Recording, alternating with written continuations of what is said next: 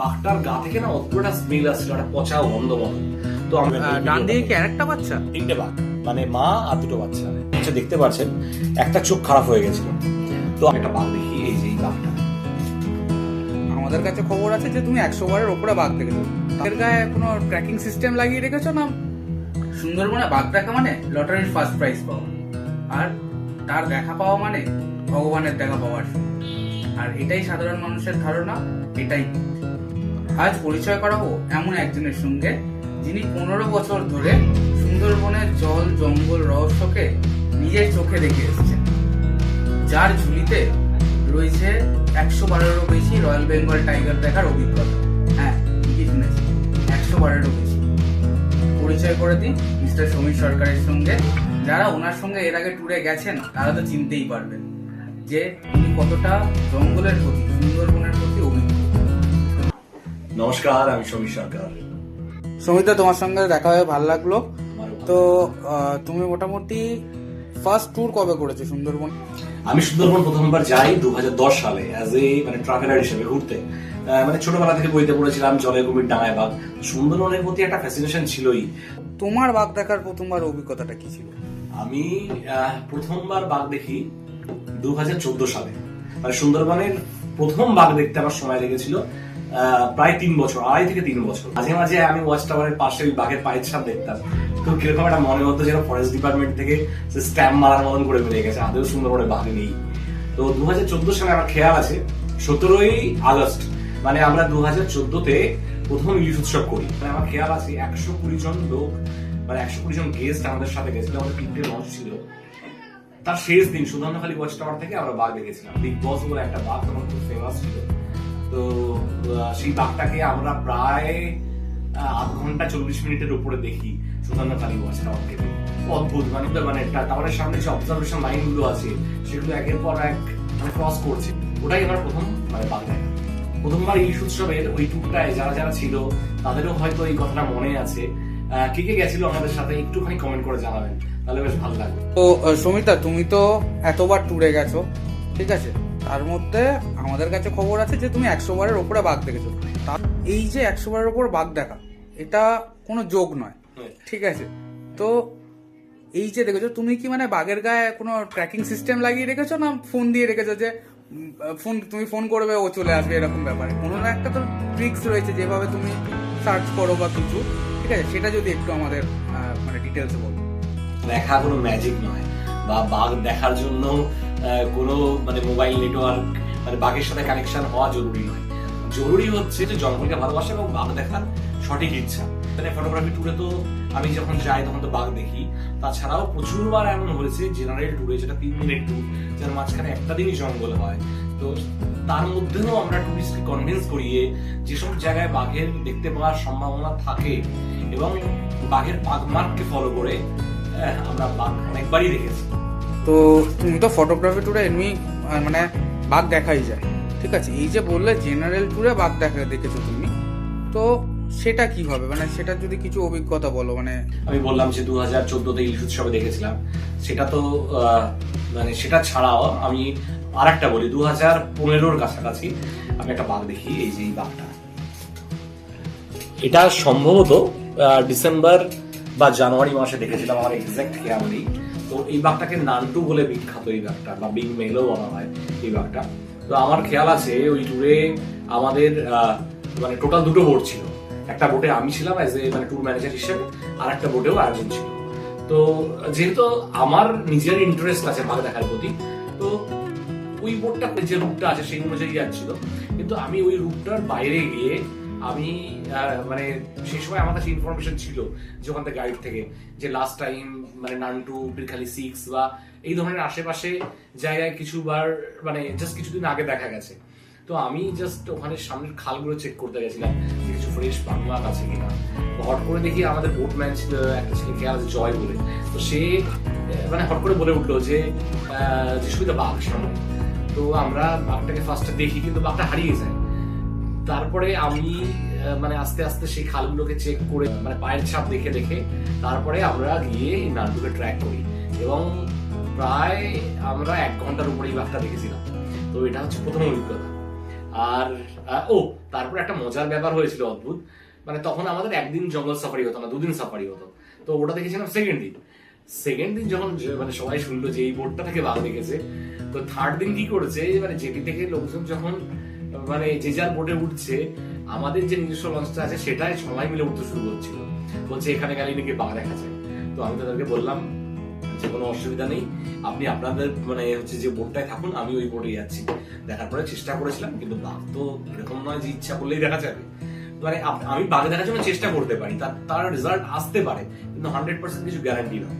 তো এটা হচ্ছে প্রথমবার ওই 2015-16 কাছে বাঘ দেখার অভিজ্ঞতা। এরকম যদি আরো একটা দুটো আমাদের বলো, বেশ মানে ভাল লাগছে শুনতে। ওকে, তো একটা বাঘ দেখার অভিজ্ঞতার কথা বলছি, যেটা প্রচন্ড রিস্ক নিয়েই করে ফেলেছিলাম। মানে যদি না দেখতাম হয়তো লোকজনের কাছ থেকে মার খাওয়ানো অবস্থা হতো। কি কারণে সেটা বলছি, সেটা হচ্ছে এই একটা বাঘ, এই বাঘটাকে যদি বলি যে আপনারা যারা যারা ঝড়খালিতে গেছেন তারা এই বাঘটাকে দেখেছেন। হ্যাঁ, এইটা সেই বাঘ, একটা ফিমেল টাইগার। মানে এই অসুস্থ, আমরা যখন দেখি তখন বাঘটা অসুস্থ, মানে টেরিটোরিয়াল ফাইট করে এখানে নিচে দেখতে পাচ্ছেন একটা চোখ খারাপ হয়ে গেছিল। তো আমরা যখন সামনে যাই বাঘটার, বা বাঘটাকে দূর থেকে দেখি, তখন বাঘটার গা থেকে না অদ্ভুত একটা স্মেল আসছিল, একটা পচা গন্ধ মতো। তো আমরা মানে ছবি তোলার পরে রিয়েলাইজ করি, মানে এই বাঘটা যখন আমি ছবি তুলি তখন আমার কাছে মানে ভালো লেন্স, ক্যামেরা সমস্ত কিছু আছে। তো এই বাঘটা যখন ছবি তুলি আমি, মানে দূর থেকে দেখি বাঘটার আশেপাশে মাছি ঘিরে আছে, কারণ একটা চোখ পুচে গেছে। এবং আমরা যখন মানে অনেক দূর থেকে সাইটিং করি বাঘটাকে, তো এটা হচ্ছে আমার আরেকটা অন্যতম মানে বাঘ দেখার অভিজ্ঞতা। এবং এই অভিজ্ঞতা একটু শেয়ার করছি আপনার সাথে। কি কারণে আমি বলছি, আমাদের আগে নেতি দোকানি ছিল, মানে আমরা সেকেন্ড দিনে নেতি দোকানি যাওয়া, তো নেতি দোকানের জন্য এক্সট্রা চার্জ নিয়ে আনবো। তো সবার কাছ থেকে 300 টাকা করে অলরেডি আমরা নেতি দোকানের জন্য চার্জ নিয়েছি। তো আমরা দোবাকি ক্রস করে নবাকির দিকে যাচ্ছি। যাওয়ার সময় কি হয়েছে, আমার না কিরকম একটা অদ্ভুত মানে একটা ফিল কাজ করছে যে আমরা যদি নবাকির এই সাইডটায় ঘুরি, একদম মানে মরা কোটাল ছিল, ঠিক আছে, ওখানেই বাঘ দেখবো এমন নয়। মানে ওই আপনার পিকালিস্টিক সাইল্যান্ড বা আমরা যদি নবাকিটা ভালো করে ঘুরি, তাহলে হয়তো বাঘ দেখতে পারি। হ্যাঁ, মানে এত সুন্দর মরা কোটাল।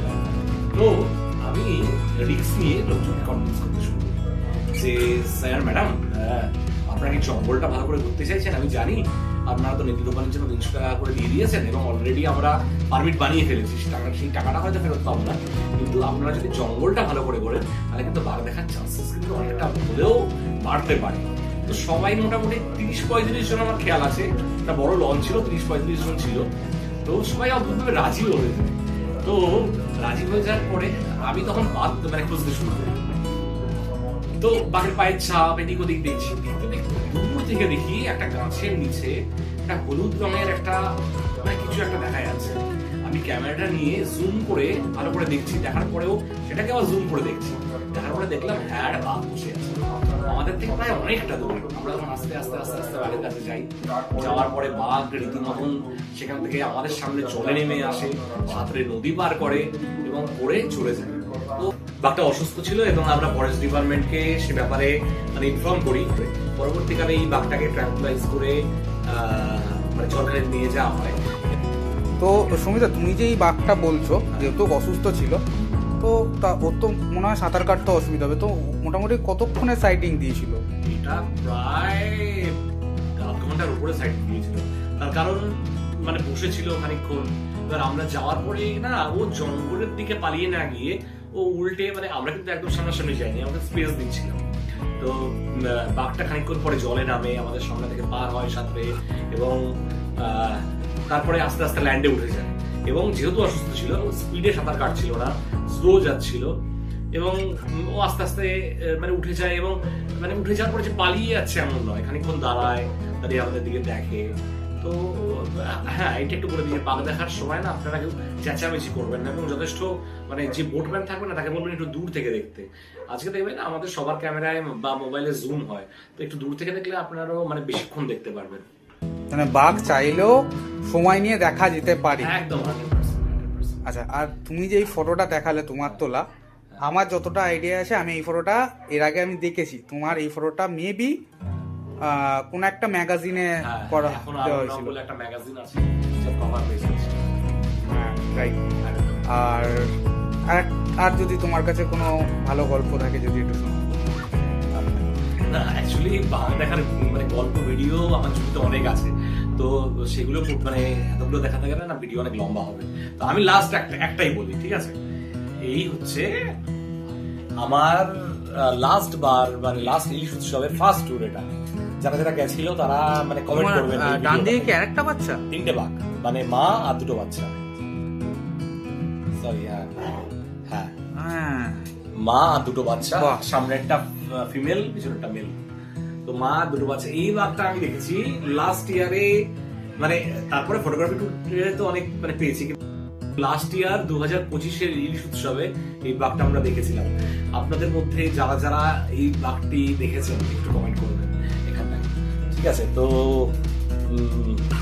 তাহলে বিশ্বাসযোগ্যতাও বাড়বে, মানে লোকের মধ্যে মানে অ্যাটলিস্ট ধারণা হবে যে চাইলে আপনি বাঘ দেখতে পারেন। তো এই মানে এর যে গল্পটা বা এর যে অভিজ্ঞতাটা একটু বলি।